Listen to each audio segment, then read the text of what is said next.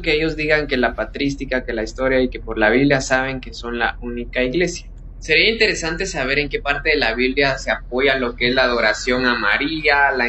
Sería interesante saber en qué parte, en qué libro, en qué documento del magisterio de la iglesia nos enseña a adorar a María, porque que yo sepa, la iglesia nunca nos ha enseñado a adorar a María, simplemente nos ha enseñado a amarla, así como Cristo la amó. Infalibilidad papal. La infalibilidad papal no recae sobre la persona humana del Papa, más bien recae sobre el Espíritu Santo que tiene el Papa, ya que él recibe la autoridad, así como todos los apóstoles recibieron la autoridad mediante la imposición de manos. Y así se fue traspasando tanto la autoridad como el Espíritu Santo en la iglesia. Por tanto, el decir que el Papa en cuestiones ex cátedra se equivoca, es decir, que el Espíritu Santo se equivoca. Procesiones donde cargan imágenes. Y bueno, las procesiones podemos verlas en el Antiguo Testamento, como iban con procesiones llevando el Arca de la Alianza, que por cierto tenía imágenes, y no por eso es adoración, simplemente es una tradición que heredamos de los judíos. Exacto. También sería bueno saber quién de los padres apoyaba la Inquisición. Y eso que acabas de hacer se llama anacronismo y demuestra tu falta de conocimiento histórico. En primera, porque los padres de la iglesia son de los primeros siglos y la Inquisición surge en la Edad Media, que por cierto la Inquisición a lo que se dedicaba era a inquirir, como bien lo he explicado 1000 veces, y a salvar las almas. Es que ves en History Channel o en los falsos museos de la Inquisición son solo parte de la mentira llamada la leyenda negra de la iglesia. O las indulgencias. Y bueno, el perdón de los pecados o la indulgencia es apoyada por todos los padres de la iglesia, ya que también es el reflejo de la autoridad que le da a la iglesia Jesús mismo. Todo lo que ates en la tierra quedará atado y todo lo que desates en la tierra quedará desatado. Ahora que si te refieres a esa falsa historia de que las indulgencias se vendían, déjame decirte que no has leído lo suficiente, porque seguramente ni siquiera sabes que en ese tiempo de Martín Lutero surgió una bula papal que es la que ustedes dicen que se cobraban las indulgencias. Pero si lees la bula papal sabrás que en ningún momento la indulgencia era cobrada. Más bien se decía que si era del corazón del fiel, si era parte de lo que quería entregar como agradecimiento a la iglesia, cualquier dádiva era recibida, pero en ningún momento se cobraba, así como tu pastor te cobra un diezmo. Y por último, él dice que por la historia se sabe que la iglesia católica es la única y verdadera que fundó Cristo. Lo que nuestro compañero parece que ignora es que la iglesia católica romana que hoy se conoce no es la misma que la iglesia católica que inició. De hecho, la iglesia católica se dividió en el siglo XI a lo que se le conoce el Gran Cisma, dividiéndose en occidental e iglesia oriental. Y bueno, el único que demuestra su ignorancia aquí eres tú. En primera, porque la iglesia católica no solo es romana, y la iglesia católica es la misma del pasado, la del presente y la del futuro. La iglesia no va a cambiar. Es más, precisamente por la historia y por la patrística, sabemos que la iglesia ha enseñado lo mismo durante más de 20 siglos. Ahora, el cisma que se genera entre Occidente y Oriente es un cisma meramente político, no doctrinal. Por tanto, la iglesia católica sigue siendo una. Es más, gracias a las oraciones de los fieles y al trabajo de los papas, la unión de la iglesia de Occidente con la iglesia de Oriente es una realidad que en un futuro no muy lejano vamos a tener. Exacto. Por lo tanto, si usamos su lógica, ellos también son una división de la iglesia católica o universal que fundó Cristo. De hecho, no, porque la iglesia católica no surge con la división, a diferencia del protestantismo, que surge con la división de un hombre llamado Lutero, y de ahí surgen las sectas como la que tú estás. Él dice que el único que se separa fue Lutero y que todo nace del luteranismo. Otro gran error. Antes de Lutero existieron los famosos prerreformadores, que son líderes que estaban en contra de las enseñanzas y corrupción de la Iglesia Católica Romana. Uno de ellos fue Girolamo Savonarola, quien expuso la corrupción del Papa Rodrigo Borgia o Alejandro VI. Y adivinen qué pasó con él. Así es, fue quemado por la Iglesia. Y bueno, esos que tú nombras como prerreformadores eran simples herejes que pregonaban herejías que ya la Iglesia había combatido hace siglos atrás. Por ejemplo, el personaje que tú mencionas predicaba la herejía arriana, esta herejía que negaba la divinidad de Jesucristo. Y no fue la Iglesia la que lo quemó. La Iglesia solamente mediante la Inquisición inquirió en su herejía, y él, como no se retractó de la herejía, el reinado es el que pone el castigo y el que lo hace. Por tanto, el que lo quemó fue el reinado italiano y no fue la Iglesia. Esta reforma no todo nació del Lutero y del luteranismo. También estaba Juan Calvino y Ulrico Zwingli. Y también están los anabaptistas y los anglicanos. Todos ellos, los que crearon nuevas iglesias, creando iglesias a su acomodo y a su entendimiento. Y no es bíblico eso. En ninguna parte de la Biblia vas a encontrar que se hagan iglesias diferentes a la única iglesia que Cristo fundó. Y en lo último, sobre que la Iglesia Católica enseña lo mismo que los padres de la Iglesia, pues en parte es cierto, porque no lo vamos a negar. Pero también hay cosas que los padres de la Iglesia y apostólicos nunca enseñaron y que la Iglesia Católica Romana agregó. Por ejemplo, la Inquisición, la infalibilidad papal e incluso el canon. Y bueno, me parece muy curioso esto que dices del canon, ya que el canon no es que lo invente la Iglesia, sino que la Iglesia, mediante el Espíritu Santo que fue entregado a la Iglesia por el mismo Jesucristo, y mediante la autoridad que también fue entregada por Jesucristo, decide cuáles son los libros inspirados por Dios. Y son 73, ya que la tradición que se tenía desde Jesús era una tradición de los libros que se conocen como la Septuaginta. Y podemos ver que incluso Jesucristo tomaba este canon. Ya que Melitón de Sardes y Atanasio solo reconocían 66 libros en la Biblia. Y he ahí la importancia de la jerarquía de la Iglesia, porque en la jerarquía recae la autoridad para proclamar cuál es palabra de Dios. Y por ende, los libros que tú tienes del Nuevo Testamento nacen de esa autoridad, y esos no los quitas. Y eso, que nacieron de la única iglesia que Cristo fundó. Católica. De hecho, su jerarquía con el papado ni siquiera es bíblica. Él menciona el versículo donde Jesús le dice: sobre esta roca edificaré mi iglesia, claramente mal interpretado, porque es el versículo que ellos siempre utilizan. Que no esté interpretado como ustedes protestantes hacen, no quiere decir que esté mal interpretado. Es más, desde los padres de la iglesia se ha interpretado así. Ustedes nacen 1500 años después y quieren venir a decirnos cómo se debe de interpretar. Vemos en Gálatas 2:11 al 14 que Pedro ni siquiera tenía infalibilidad papal, ya que es reprendido por Pablo. Dice aquí en el versículo 11: pero cuando Pedro vino a Antioquía le resistí cara a cara porque era de condenar. Y no, Pablo no está reprendiendo a Pedro.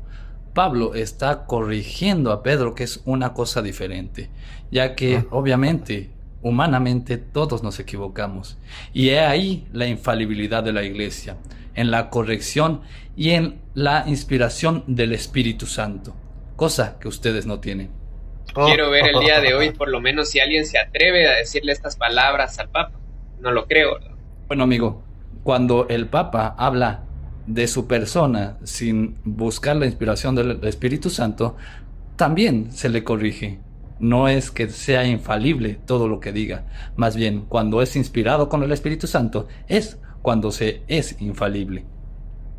Y precisamente para esas correcciones existe el colegio cardenalicio.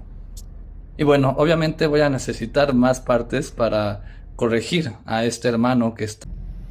Bueno, excelente cátedra que le dan al hermano separado, nuestro hermano católico. En todas le respondió con tranquilidad, como se debe. Yo hace poco estaba viendo TikTok, pues como TikTok le muestra a uno cosas que a uno le gustan, y a mí me salen muchas cosas religiosas. Entonces, cuando iba pasando este hermano católico, se llama Paco Serrano, y entonces yo cuando vi, dije yo, no, pues en todo le contesta. Qué buenísimo, y creo que es un grupo que se llama Liga Católica, donde estos responden las ciertas preguntas o pues los errores que tienen nuestros hermanos separados y lo muestran ahí. Entonces dije yo, qué bonito, me gustó.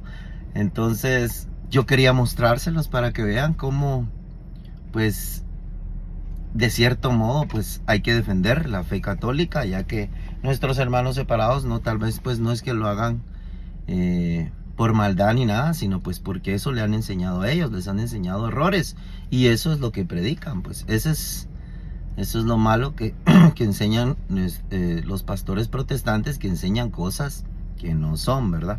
Y lo malo es que después se ponen como necios nuestros hermanos separados, con que nosotros creemos en esto y creemos en lo otro y creemos en lo otro, y ellos se cierran en ese sentido, porque pues, por dar un ejemplo así, nosotros los católicos sabemos que nosotros no adoramos imágenes. Eso lo sabemos perfectamente nosotros, que una imagen pues no hizo los cielos y la tierra ni nada, ni nosotros la tenemos como Dios. Una imagen de Guadalupe, la Virgen de Guadalupe, una imagen de los santos. Tener imágenes no es malo, eso lo sabemos nosotros perfectamente. Ahora, hacer imágenes de dioses falsos, eso sí es malo. Eso es lo que dice en Éxodo 20, ¿verdad? Donde dice, no te harás imágenes de dioses falsos. O sea, no tendrás dioses fuera de mí, no tendrás dioses falsos. No te harás imagen de nada de esos, ¿verdad? Pero no está diciendo de los santos, pues nosotros sabemos que los santos no son Dios, ni la Virgen María es Dios, ni una imagen hizo los cielos y la tierra.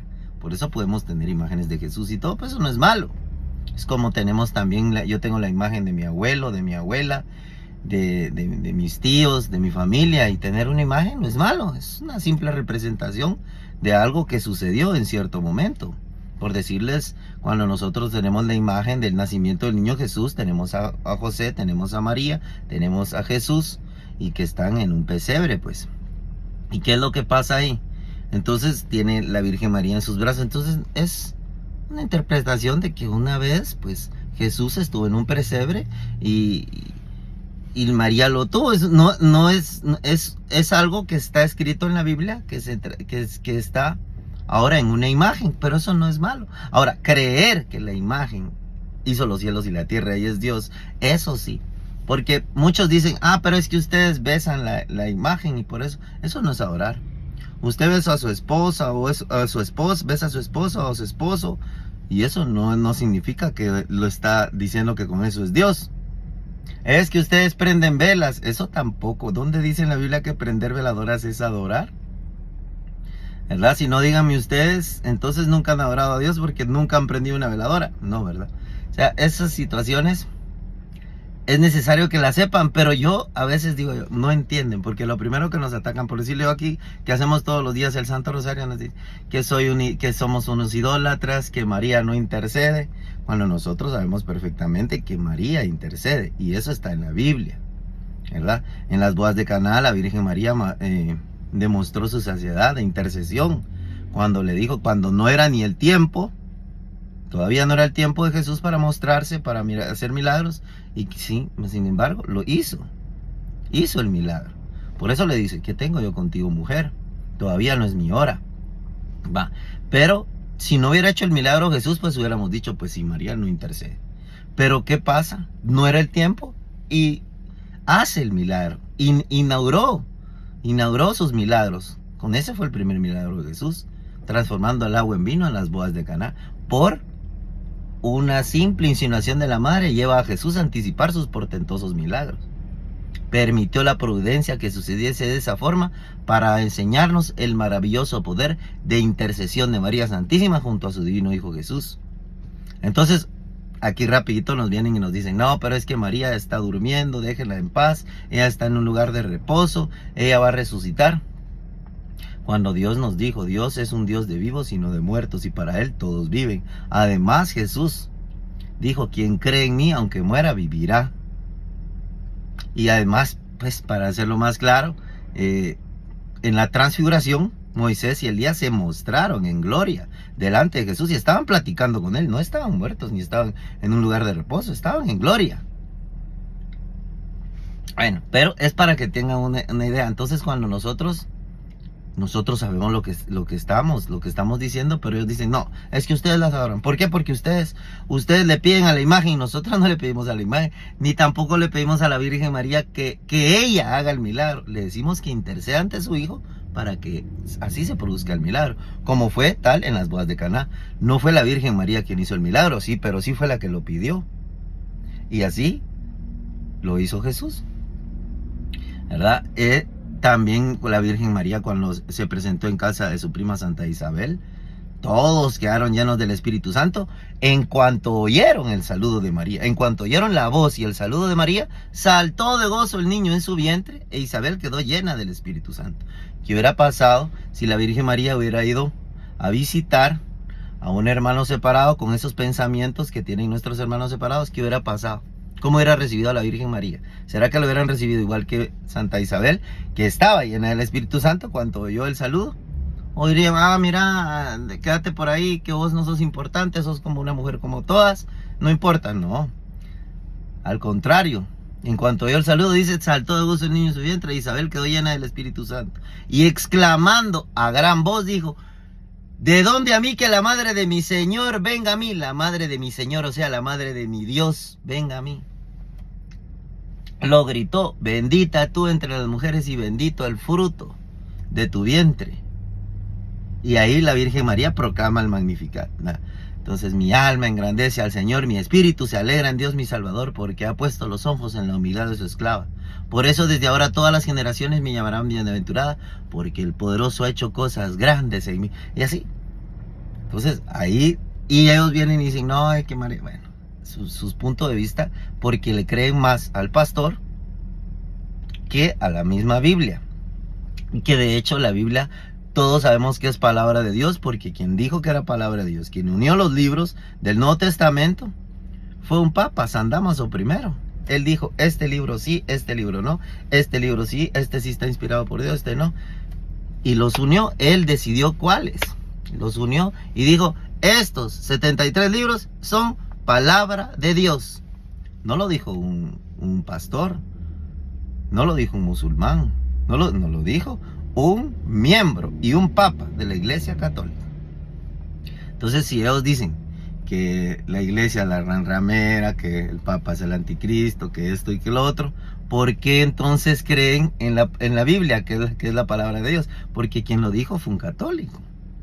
Tendrían que hacer ellos su propia Biblia, agarrar los libros y decir este sí, este no, y hacer su propia Biblia ellos. Pero no, agarran la Biblia católica, le quitan todavía libros y ahora dicen que ellos tienen la verdad. Es algo bien contradictorio entre ellos, que si no se dan cuenta, pues la Biblia la hizo la Iglesia Católica, ¿verdad? Ella agarró los libros y los unió y dijo, estos con el Antiguo Testamento y el Nuevo Testamento son palabra de Dios.